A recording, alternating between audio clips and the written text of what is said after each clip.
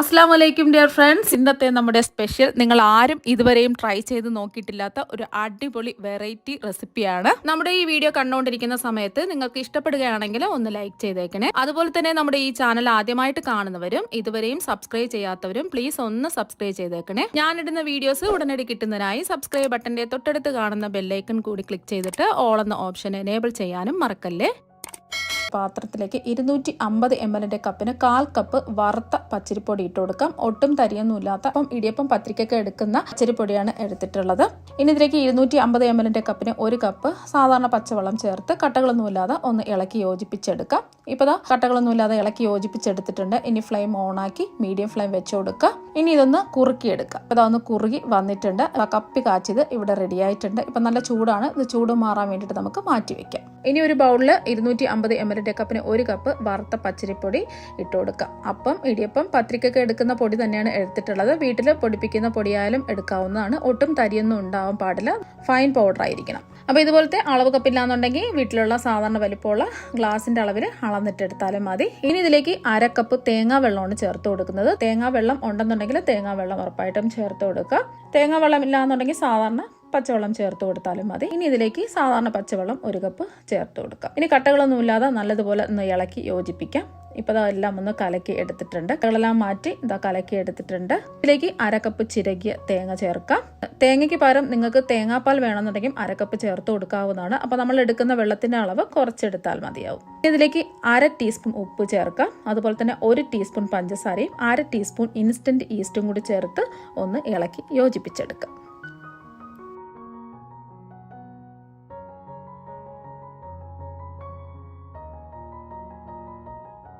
ഇപ്പോൾ ഇതെല്ലാം ഒന്ന് യോജിപ്പിച്ചെടുത്തിട്ടുണ്ട്. ചൂട് മാറിയ കപ്പി കാച്ചി എടുത്തില്ലേ, അത് ഇതിലേക്ക് അങ്ങ് ചേർത്ത് കൊടുത്ത് ഒന്നും കൂടി ഒന്ന് ഇളക്കി യോജിപ്പിക്കാം.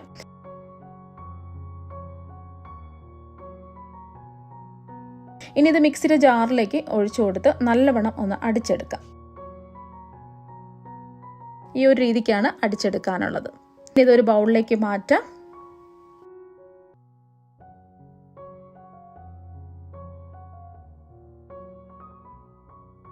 ഇനി ഒരു സ്പൂൺ വെച്ചിട്ട് ഇതുപോലെ ഒന്ന് ഇളക്കി കൊടുക്കുക.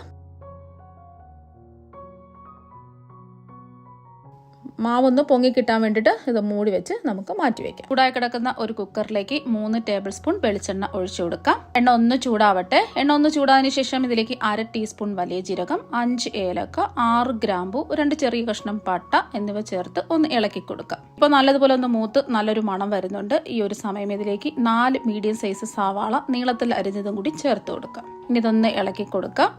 ഇനി സവാള പെട്ടെന്ന് വയന്ന് കിട്ടുന്നതിന് വേണ്ടിയിട്ട് 1 ടീസ്പൂൺ ഉപ്പും കൂടി ചേർത്ത് ഒന്ന് ഇളക്കി കൊടുക്കാം. ഈ സവാള എല്ലാം വയന്ന് ഒരു ഗോൾഡൻ നിറം ആവുന്നത് വരെ ഒന്ന് ഇളക്കി കൊടുക്കണം.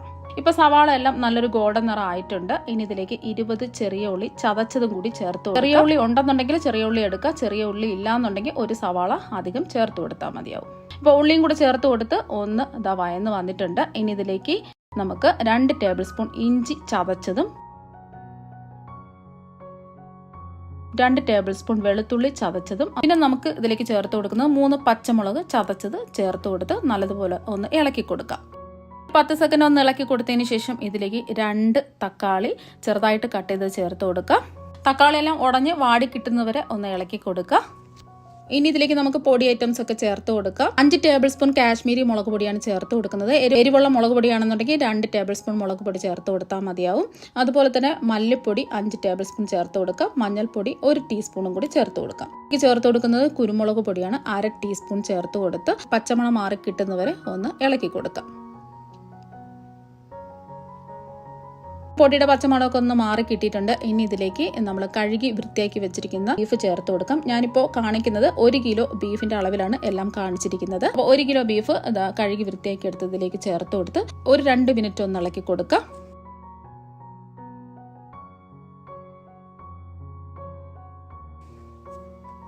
ഇപ്പോൾ 2 മിനിറ്റ് ഒന്ന് ഇളക്കി കൊടുത്തതിന് ശേഷം ഇതിലേക്ക് ആവശ്യത്തിനുള്ള വെള്ളം ചേർത്ത് കൊടുക്കാം. ഞാൻ തിളപ്പിച്ചെടുത്ത 1 കപ്പ് വെള്ളമാണ് ഇതിലേക്ക് ചേർത്ത് കൊടുക്കുന്നത്.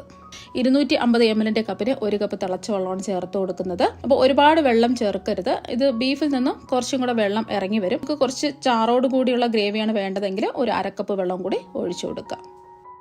ഇനി ഇതിലേക്ക് നമുക്ക് ആവശ്യത്തിനുള്ള ഉപ്പും കൂടി ചേർത്ത് കൊടുക്കാം. സവാള വഴറ്റുന്ന സമയത്ത് നമ്മൾ 1 ടീസ്പൂൺ ഉപ്പ് ചേർത്ത് കൊടുത്തു. ഇനി ഒരു 1/2 ടീസ്പൂൺ ഉപ്പും കൂടി ചേർത്ത് കൊടുക്കാം. അവരവരുടെ അളവിനനുസരിച്ച് ഉപ്പ് ചേർത്ത് കൊടുക്കുക.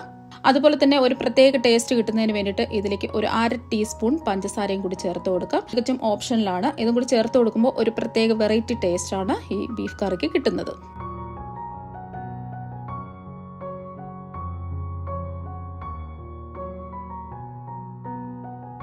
കറിവേപ്പില ഇതുപോലെ കൈകൊണ്ട് മുറിച്ചിട്ട് കൊടുക്കുക. ഒന്ന് ഇളക്കി കൊടുത്തതിന് ശേഷം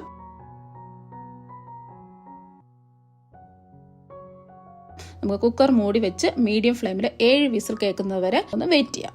അപ്പോൾ 7 വിസിൽ കേട്ടതിന് ശേഷം ഇതിൻ്റെ ആവിയെല്ലാം മാറിയിട്ടുണ്ട്. ഇനി നമുക്കതൊന്ന് തുറന്ന് നോക്കാം. ഇപ്പോൾ ബീഫെല്ലാം നന്നായിട്ട് വെന്ത് കിട്ടിയിട്ടുണ്ട്. അപ്പോൾ ഇങ്ങനെ വേണമെന്നുണ്ടെങ്കിലും എടുക്കാം. ഞാൻ കുറച്ചും കൂടെ ടേസ്റ്റ് കിട്ടുന്നതിന് വേണ്ടിയിട്ട് ചൂടായി കിടക്കുന്ന ഒരു പാനിലേക്ക് 1-2 ടേബിൾ സ്പൂൺ വെളിച്ചെണ്ണ ഒഴിച്ചു കൊടുക്കുക. എണ്ണ ഒന്ന് ചൂടാതിന് ശേഷം ഇതിലേക്ക് 1 ടീസ്പൂൺ വലിയ ജീരകം പൊടിച്ചതും 1/2 ടീസ്പൂൺ ഗരം മസാലയും കൂടെ ചേർത്ത് ഒന്ന് ഇളക്കി കൊടുത്ത് അതൊന്ന് മൂത്ത് വരുന്ന സമയത്ത് നല്ലൊരു മണം വരും. ഈ ഒരു സമയത്ത് നമ്മുടെ ഈ ബീഫ് കറി ഇതിലേക്ക് അങ്ങ് ഒഴിച്ചു കൊടുക്കാം. ഒഴിച്ചു കൊടുത്തതിന് ശേഷം നല്ലതുപോലെ ഒന്ന് ഇളക്കി യോജിപ്പിച്ചെടുക്കുക. ഈ ഒരു സമയം ഉപ്പൊക്കെ കുറവുണ്ടെന്നുണ്ടെങ്കിൽ ഉപ്പ് ചേർത്ത് കൊടുക്കുക. ഇപ്പോൾ നല്ലതുപോലെ ഒന്ന് കുറുകി വരുന്നവരെ ഒന്ന് ഇളക്കി കൊടുക്കുക. ഇപ്പം നമ്മുടെ ബീഫ് കറി നല്ലതുപോലെ ഒന്ന് കുറുകി ഒന്ന് റെഡിയായി കിട്ടിയിട്ടുണ്ട്. അപ്പം നല്ല അടിപൊളി ടേസ്റ്റാണ് കഴിക്കാൻ വേണ്ടിയിട്ട്. അപ്പോൾ ഇത് എന്തിൻ്റെ കൂടെയും നമുക്ക് കഴിക്കാവുന്നതാണ്. ഇനി ഇത് ഒരു ബൗളിലേക്ക് മാറ്റാം.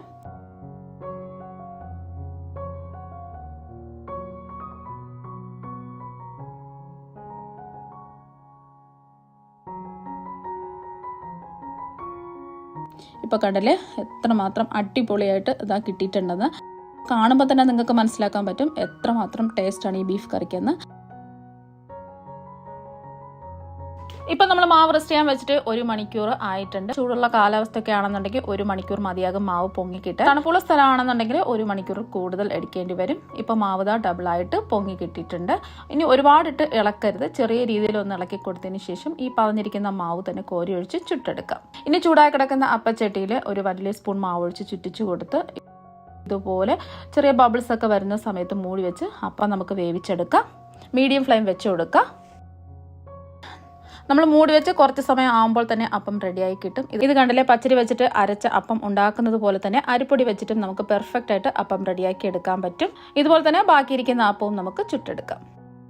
ഇപ്പോൾ കണ്ടില്ലേ, അപ്പമൊക്കെ നല്ല സോഫ്റ്റ് ആയിട്ട് പഞ്ഞിക്കെട്ട് പോലെ ഇരിക്കുന്നത്. ഇപ്പോൾ രാവിലെ സമയമില്ലാത്ത സമയത്ത് 1 മണിക്കൂർ കൊണ്ട് വളരെ എളുപ്പത്തിൽ റെഡിയാക്കി എടുക്കാൻ പറ്റുന്ന പാലപ്പവും കുക്കറിൽ വളരെ രുചികരമായിട്ട് റെഡിയാക്കി എടുക്കാൻ പറ്റുന്ന ബീഫ് കറിയും ഇവിടെ റെഡി ആയിട്ടുണ്ട്. രണ്ടും നല്ല അടിപൊളി ടേസ്റ്റാണ് കഴിക്കാനായിട്ട്.